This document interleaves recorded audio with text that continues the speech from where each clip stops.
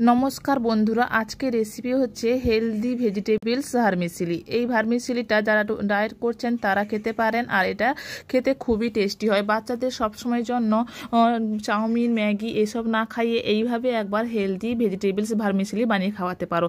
তার জন্য এখানে আমি জল দিয়ে লবণ দিয়েছি, তাতে ভার্মিসেলি দিয়ে সেদ্ধ করে নিচ্ছি। ভার্মিসেলিটাকে রোস্টেড ভার্মিসেলি ছিল, আপনাদের কাছে যদি রোস্টেড না থাকে তাহলে হালকা একটু নেড়ে নিতেও পারেন।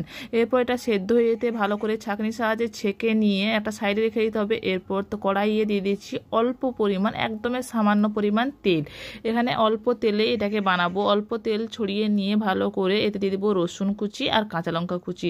এই ভার্মিসেলিতে রসুন আর কাঁচা লঙ্কার যে ফ্লেভারটা খুব সুন্দর আসে, তার জন্য রসুন আর কাঁচা লঙ্কাটাকে দিয়ে একটু নাড়াচাড়া করে নেব। এখানে সবজিগুলোকেও বেশি ভাজবো না, একটু হালকা ক্রাঞ্চি ভাব থাকলে খেতে খুবই টেস্টি লাগে। রসুন আর কাঁচা লঙ্কাটাকে একটু নাড়াচাড়া করে নেওয়ার পর দিয়ে দিচ্ছি পেঁয়াজ কুচি। পেঁয়াজটাকে একটু নাড়াচাড়া করে ভেজে নেব। যখন পেঁয়াজের কালারটা চেঞ্জ হয়ে আসবে হালকা, তখনই আমি এখানে ভেজিটেবলসগুলো অ্যাড করব। এই রেসিপিটা যেমনই খুব তাড়াতাড়ি তৈরি হয়ে যায় আর খুবই হেলদি অ্যান্ড টেস্টি। এই রেসিপিটা আমি বারবার বলছি, আপনারা অবশ্যই একবার বানিয়ে দেখবেন, খুবই খেতে ভালো লাগে। চাউমিনের বদলে এই রেসিপিটা বানিয়ে খেলে খুবই ভালো লাগবে, অনেকটা চাউমিনের মতনই খেতে লাগে। এরপর এখানটায় দিয়ে দিচ্ছি গাজর, রেড বেল পেপার আর এখানে ক্যাপসিকাম। আপনাদের পছন্দের মতন যে কোনো সবজি এখানে অ্যাড করতে পারেন। আমার কাছে যেগুলো ছিল সেগুলো দিয়েই বানাচ্ছি। এখানে স্বাদ মতন লবণ দিয়ে এটাকে ভালো করে ভেজে নিতে হবে। সবজিটা যাতে একটা ক্রাঞ্চি ভাব আসে ততক্ষণ পর্যন্ত ভাজতে হবে, যাতে সবজিটা সেদ্ধ হয়ে যায় কিন্তু বেশি ভাজা না হয়। সবজিটা যখন ভালো করে নাড়াচাড়া করে ভেজে নিতে হবে ভালো করে। দেখুন কত সুন্দর কালারফুল দেখতে হয়েছে, দেখতে খুবই কালারফুল হয় এই রেসিপিটা। যখন হালকা ভাজা হয়ে আসবে তখন এখানটা অ্যাড করে দিচ্ছি ব্ল্যাক পেপার।